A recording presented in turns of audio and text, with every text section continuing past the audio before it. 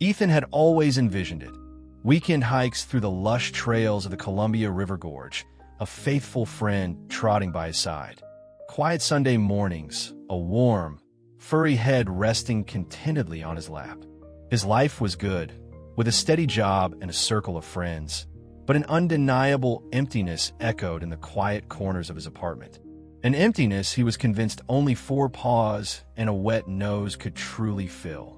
He'd often find himself lingering a little too long by the park, watching dogs chase balls and greet their owners with unbridled enthusiasm, a familiar ache in his chest.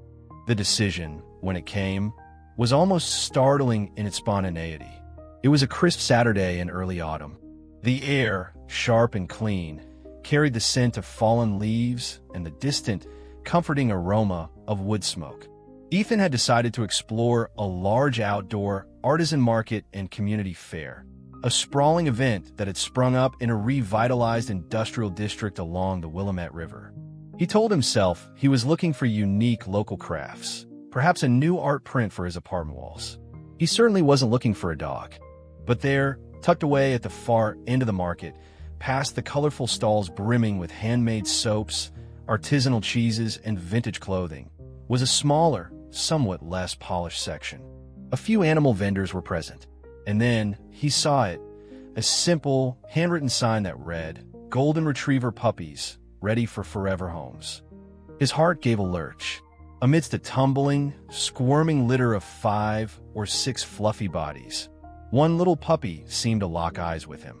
He had a soft, cream-colored coat that hinted at the rich gold it would become, big, endearingly clumsy paws, and dark, soulful eyes that seemed to radiate an innocent, boundless optimism. When Ethan knelt by the wire enclosure, this particular puppy waddled over, nudging his way past his siblings, and licked Ethan's outstretched fingers. His tail, a tiny, enthusiastic plume, wagged so hard his whole small body wiggled with the effort. Ethan felt that familiar tug in his chest, but this time it was more powerful, more insistent. He'd always planned to get a dog from a reputable shelter or a carefully vetted breeder, to do his research, to prepare. But this puppy, this felt different, almost like destiny. The vendor, a stout man in a flannel shirt and a faded baseball cap, approached him. "He's a looker, isn't he? Purebred golden.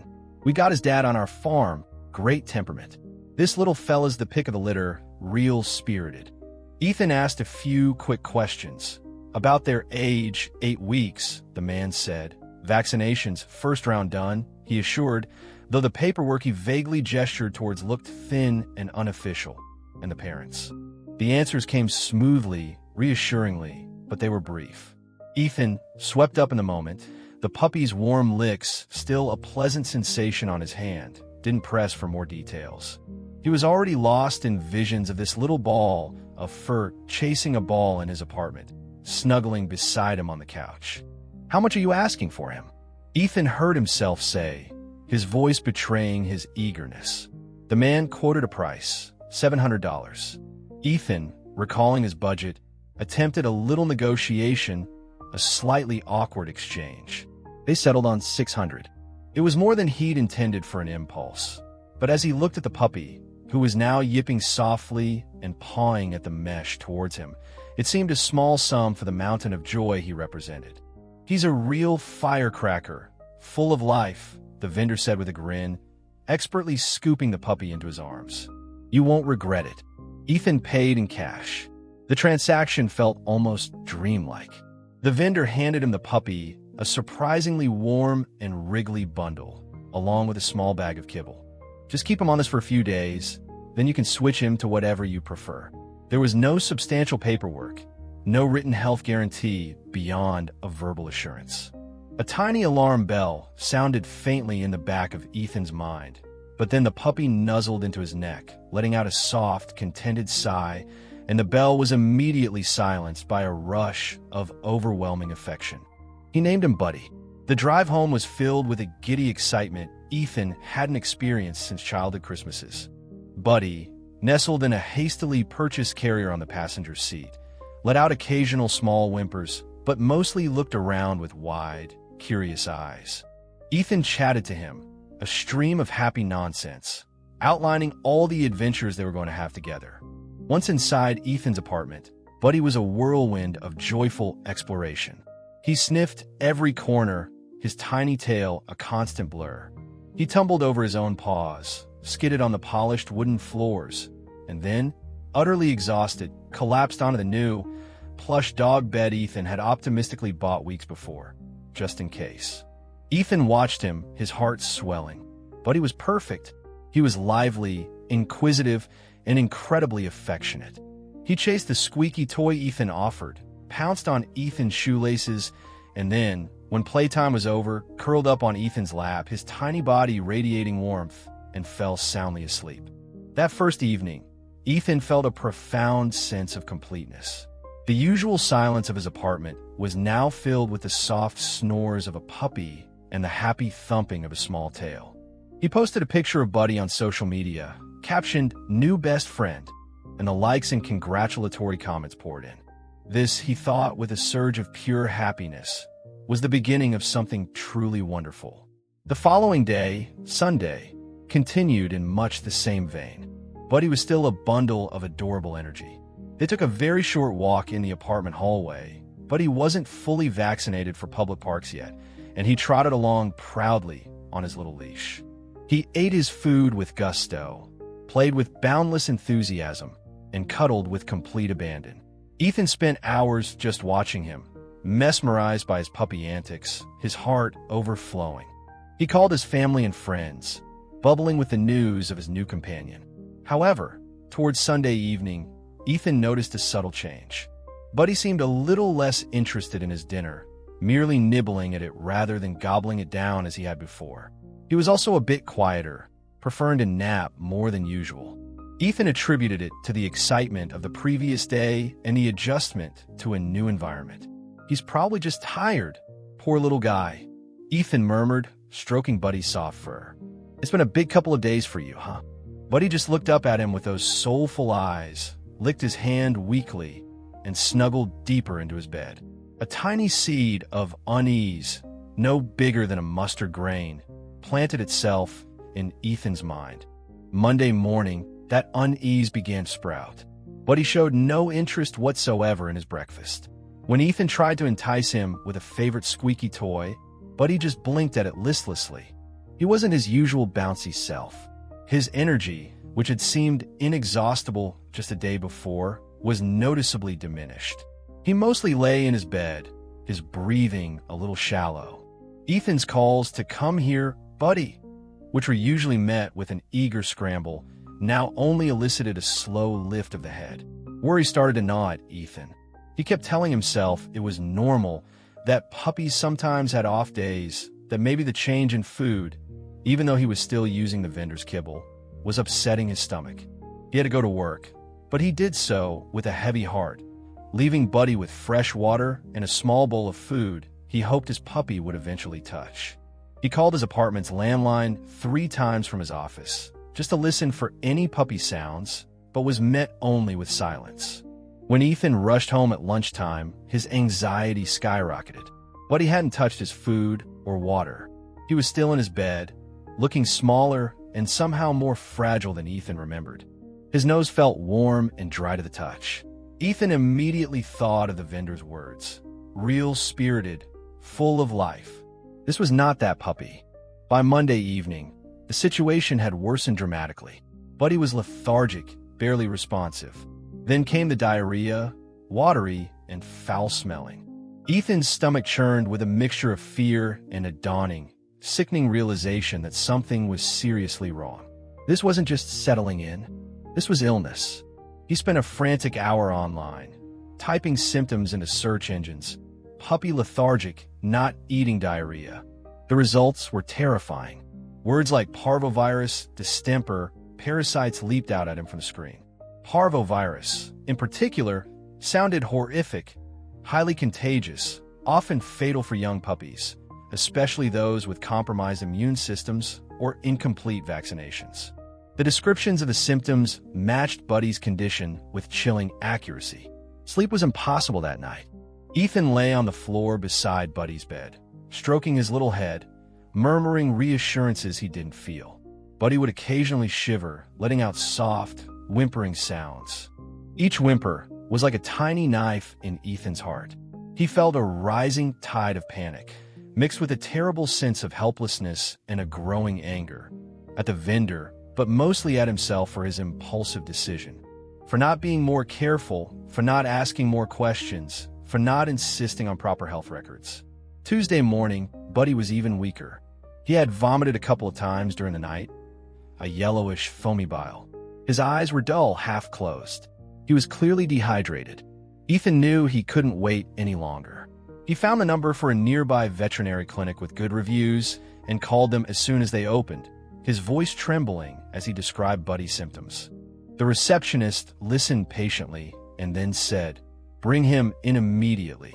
"It sounds urgent." The drive to the vet clinic was a blur of acute anxiety. Ethan held Buddy, wrapped in a soft towel, on his lap. The puppy felt terrifyingly frail. The clinic was clean, modern, and filled with a low hum of quiet efficiency, but to Ethan, it felt like a sterile, intimidating judgment hall. After a short, agonizing wait in a room adorned with pictures of happy, healthy pets, a veterinarian, Dr. Miller, a kind-faced woman in her 40s, came in. Dr. Miller was gentle but direct as she examined Buddy. She took his temperature, listened to his heart and lungs, and palpated his small abdomen. Buddy was too weak to even flinch. Her expression grew more serious with each step. She asked Ethan about Buddy's origins, his vaccination history. Ethan recounted the story of the market, the vendor, the vague assurances. He saw a flicker of something, understanding, pity, perhaps frustration, in Dr. Miller's eyes. Given his symptoms and history, or rather, lack thereof, Dr. Miller said softly, "I'm very concerned about parvovirus. It's a highly contagious and very aggressive virus, especially in puppies who haven't completed their full vaccination series. We need to run a test immediately to confirm." The test was quick, a simple swab. The wait for the result, though only about 10 minutes, felt like an eternity to Ethan. He sat by Buddy, stroking his unresponsive form, whispering his name, his mind racing through worst-case scenarios. Dr. Miller returned, her face grave. "The test is positive for parvovirus," she confirmed, her voice gentle but firm. "I'm so sorry, Ethan." The words hit Ethan like a physical blow. He'd read about it, feared it, but hearing it confirmed made it terrifyingly real. What does that mean for him? Can he be treated? Dr. Miller sat down. "Parvo is a very serious disease, Ethan. It attacks the intestinal lining and the white blood cells, severely weakening the immune system and causing severe dehydration and sepsis. Treatment involves aggressive, supportive care, intravenous fluids, anti-nausea medications, antibiotics to prevent secondary infections, and sometimes nutritional support. It's intensive, expensive, and unfortunately, there are no guarantees. Especially for a puppy this young, this sick, and from an unknown background where his initial health and maternal immunity might have been compromised." She paused, then continued carefully. "We see this far too often with puppies bought from less than ideal situations. Flea markets, online ads from unverified sellers, roadside stands. Sometimes they are already incubating the disease when they're sold. These are sometimes called week-long puppies because they seem fine for a few days, just long enough for the seller to be gone, and then they crash. The mortality rate can be very high, even with intensive treatment." Ethan felt a cold dread envelop him. Week-long puppies. The phrase echoed the vendor's casual, almost dismissive demeanor. He felt a surge of anger, quickly followed by a wave of profound guilt. He had walked right into it, blinded by a cute face and his own desperate longing. "What are his chances?" Ethan asked, his voice barely a whisper. Dr. Miller looked at him with genuine sympathy. "Honestly, Ethan, they're not good. He's very young, very small, and already severely compromised. The fact that he deteriorated so quickly is a poor prognostic sign. Treatment can run into thousands of dollars, and even then, he might not make it. Some puppies, despite everything we do, just don't have the strength to fight it."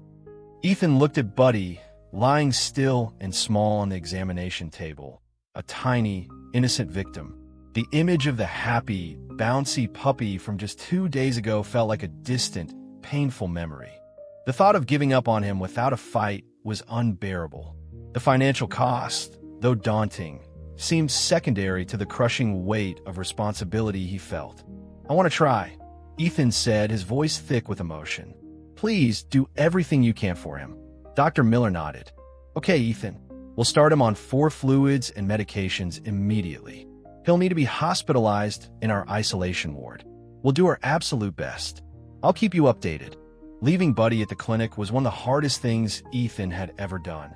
The sight of the tiny puppy being carried away by a veterinary technician, hooked up to an 4-line, was heartbreaking. The apartment felt cavernously empty and silent when he returned. Buddy's bed, his toys, his food bowl, they were all painful reminders of the vibrant life that had so briefly filled the space.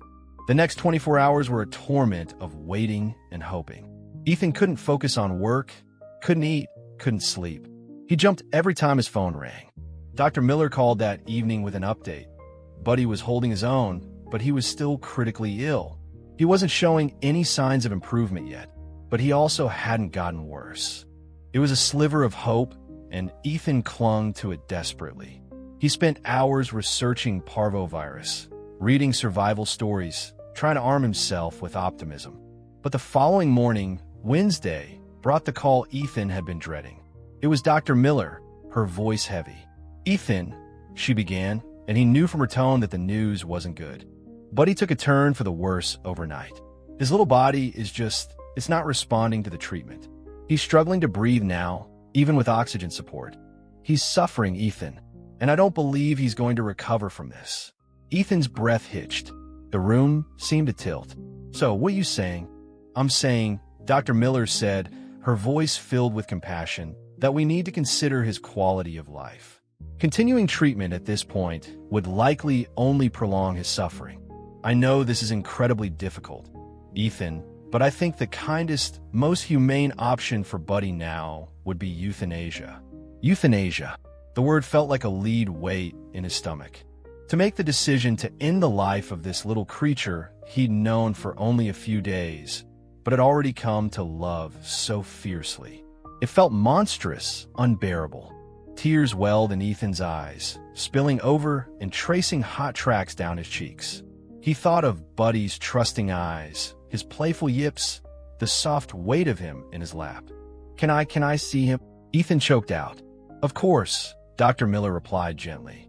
"Come whenever you're ready." The drive back to the clinic was filled with a profound, aching sadness. When Ethan was led into a quiet room, a technician brought Buddy in, wrapped in a soft blanket. He was so still, so small, and 4-line was still in his tiny leg. His breathing was shallow and rapid. His eyes were half closed, dull, and unfocused. He didn't respond when Ethan whispered his name.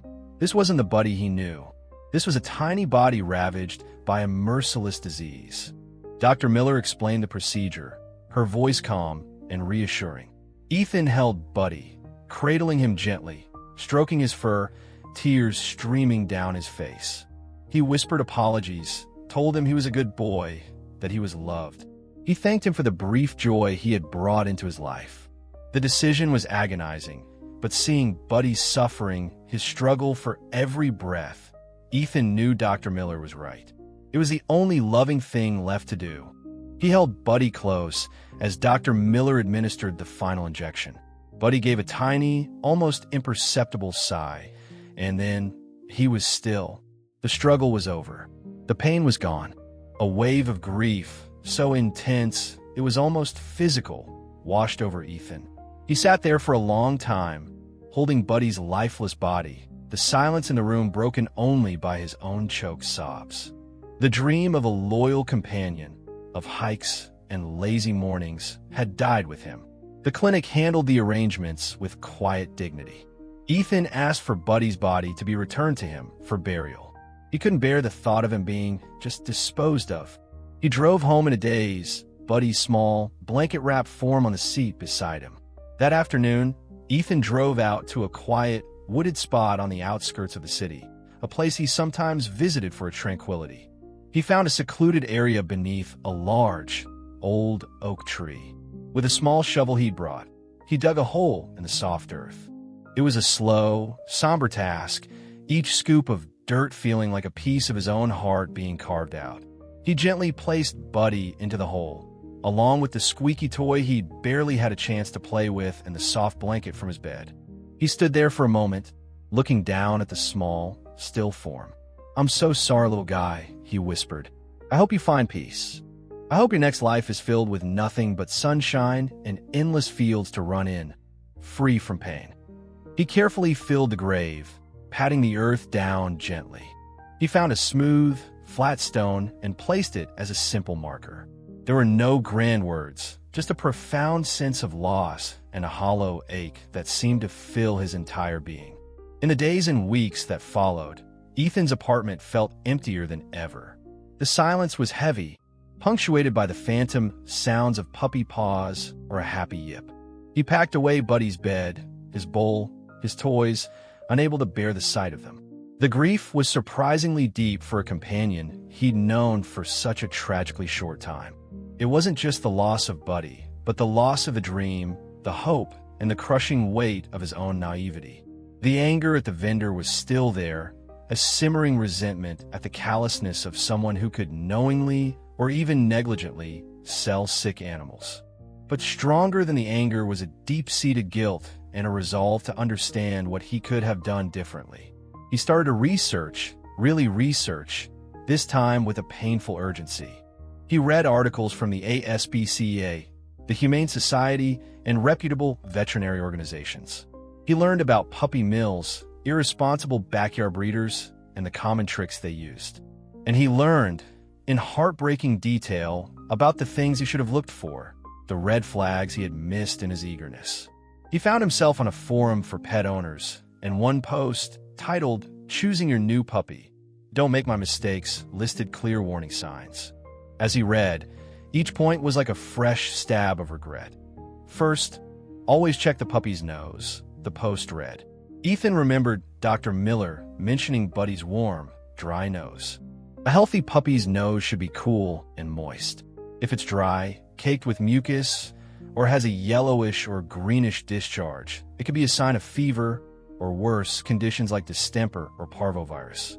Don't ignore it. He vaguely recalled Buddy's nose being a bit warm that day at the market, but he dismissed it. Second, look carefully at their eyes. The article continued. The eyes should be bright, clear, and free of any discharge. Redness, squinting, or any goopy substance coming from the corners can indicate an infection, allergies, or even more serious systemic illnesses like distemper. Sometimes it's just a minor irritation, but why take the chance? Ethan didn't remember seeing any discharge, but he hadn't looked that closely, too captivated by the puppy's overall cuteness.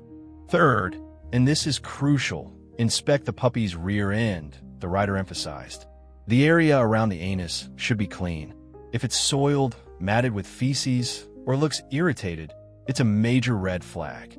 This means the puppy is likely experiencing diarrhea, which can be a symptom of something as simple as intestinal parasites or dietary upset, but also something as deadly as parvovirus or other gastrointestinal infections. He hadn't even thought to check. The vendor had held Buddy up, and Ethan had been focused on his face, his wiggly body. Fourth, gently check their gums. A healthy puppy's gums should be a nice pink color. If they are pale, white, or even bluish, it can indicate anemia, possibly for blood loss due to parasites or internal bleeding, or it could be a sign of shock or poor circulation. These are serious issues. Ethan hadn't known to do this. The article went on to stress the importance of seeing where the puppies were raised, meeting the mother dog, and getting comprehensive health records, including a verifiable vaccination certificate signed by a licensed veterinarian. It advised always getting a written agreement or health guarantee from the seller, outlining responsibilities if the puppy becomes sick shortly after purchase. If a seller is hesitant to provide these things, the article warned, walk away. No matter how cute the puppy is, it's not worth the potential heartbreak and expense. Each piece of advice was like a small, sharp stone in Ethan's shoe, a constant reminder of his oversight. He had been so eager, so caught up in the emotion of the moment, that he had overlooked every single one of these critical checks. The $600 he had paid for Buddy now seemed like a pittance compared to the thousands spent on vet bills and the immeasurable cost of the emotional devastation. The vendor's casual reassurances about first round of shots now felt like a deliberate, cruel deception. Ethan realized that his impulsive act, born of a desire for love and companionship, had inadvertently supported a system that prioritized profit over animal welfare. He understood now that the cute puppy in a market stall was likely the product of a breeding operation that cared little for the health and well-being of the animals, a place where diseases like parvo could spread like wildfire due to poor sanitation and lack of proper veterinary care. The experience changed Ethan. The grief, though it slowly softened around the edges, left a permanent mark. He became a quiet advocate for responsible pet ownership among his friends and family. When someone mentioned wanting a puppy, he would share his story, not to discourage them, but to implore them to be careful, to do their research, to choose adoption from a reputable shelter or rescue, or to find a responsible breeder who prioritized health and transparency. He learned that shelters and good breeders would have puppies properly vaccinated, dewormed, and socialized. They would provide full medical histories and be happy to answer all questions. They would want to ensure their puppies were going to good, prepared homes. It was a world away from the rushed, cash-only transaction at the market stall. Months later, the ache in Ethan's heart remained, but it was now mingled with a hard-won wisdom. He knew, someday, he would open his home and his heart to another dog. But next time, it would be different. Next time, he would be armed not just with love and hope, but with knowledge and caution. He would honor Buddy's memory by ensuring his next companion came from a place of care and responsibility, ensuring that the dream of a happy, healthy life together had the best possible chance of becoming a reality. And perhaps, by sharing his story, by turning his painful experience into a cautionary tale, he could help prevent another heart from being broken, another innocent life from being tragically cut short by the cruel reality of the week-long puppy. The joy of a new pet should be a lasting one, a journey of shared affection, not a fleeting moment of happiness followed by an abyss of sorrow. It was a lesson Ethan, and now, perhaps you, our listeners, will never forget.